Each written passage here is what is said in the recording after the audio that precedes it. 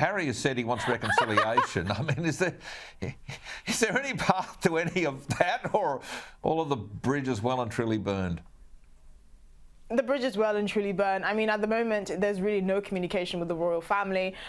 Reports have come out that the royal family is only communicating through their lawyers. They're refusing to have any sort of contact with the Sussexes. But I think what I find the most telling is the fact that he put in his memoir that his father begged him not to make his final years grief, because obviously his father is a man who's quite old, and that's exactly what he's doing. And the fact that he could even put that in his book without a shred of irony is incredible to me. His attacks on Queen Consort Camilla is absolutely awful. It's incredible. I'm genuinely speechless. The fact that he can write the things that he writes with no sense of irony.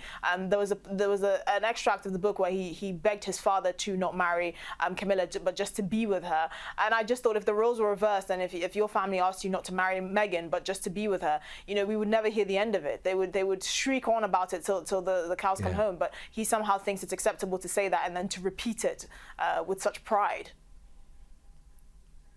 Esther, I'm really enjoying your commentary, but there's one aspect of this that I don't think many people have talked about, and that is he's kind of paying it forward to his kids. I mean, all the things he says he hates about the media and he wants privacy, but as his kids grow older, Archie and Lilibet, they're going to be completely hounded by the media. They're going to be taunted at school. All of the sins of the father are going to be visited on these children, it seems to mine, and I think that's disgraceful. I mean, I think that loads of your viewers watching this that can identify with, how selfish behaviour of adults, bleeds down into their kids' lives. I don't know. I mean, clearly the people that surround Harry and Meghan are just there happy to bleed them dry for all they're worth in terms of media dollars, because I can't believe anyone with a few brain cells in their head thought it was a good idea to put his kill count of how many Taliban fighters he killed in Afghanistan into his book, and thinking there would be no security repercussions on his family, for instance. But I really feel sorry for the Sussexes children, because clearly they're not going to have any sort of meaningful relationship with their cousins or the royal family in any way. Meghan's family is very not intact and very chaotic as well. And now they've effectively been ushered into this life of utter chaos, because their parents are more interested in milking the royal family dry and making millions of dollars at their expense than actually trying to keep their family together. So it's extremely sad all around. I think public sentiment towards the royal family is actually more positive, because people just feel sorry for them. There's no one that should have to deal with this, because Prince Harry is as thick as mince, and he married an awful woman. Yeah, and I mean, people can relate to what's going on. Everybody, families got dysfunction. All families have got issues, let's face it. But the royals, they're not making any comment to defend themselves. I think this continues to be the right strategy. What's your take? Absolutely. I think don't interrupt your enemy when they're making a mistake.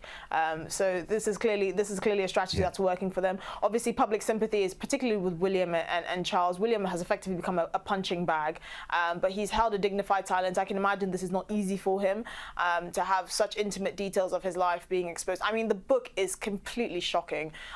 There were certain parts of it reading that I just felt so uncomfortable, and I felt so sad, and I just thought there was absolutely no justification for that. And the fact that Prince Harry is so delusional to think that after coming out with all of this, there's a chance of reconciliation with his family, just shows that he's surrounded by, sycophantic halfwits. And this is someone who's become so obsessed with therapy, even though clearly his therapist is just a self-aggrandizing moron who's just completely validating all his crap.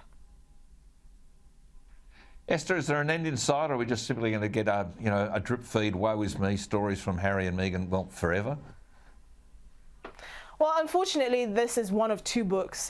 His book deal is a two-book deal, I have been told, and obviously Meghan is also going to come out with a couple more books of her own, and there's probably just going to be more media exploitation of this whole saga. But eventually, the public will get exhausted. Eventually, their media dollars will tank.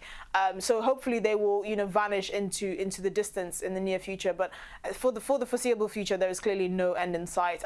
Thankfully, it's happening now instead of the King's coronation in May, so we can have some distance and a bit of a breather there. But I don't expect the Sussexes to be there either. Obviously, they will receive an invite, because the palace has made it clear that they're going to take the high road on this one. But they will not come. It's clear. They're a security threat to themselves and to the country. And for the next couple of months, I can just see them trying to milk this as much as possible. Yeah. Well, Esther, thanks so much.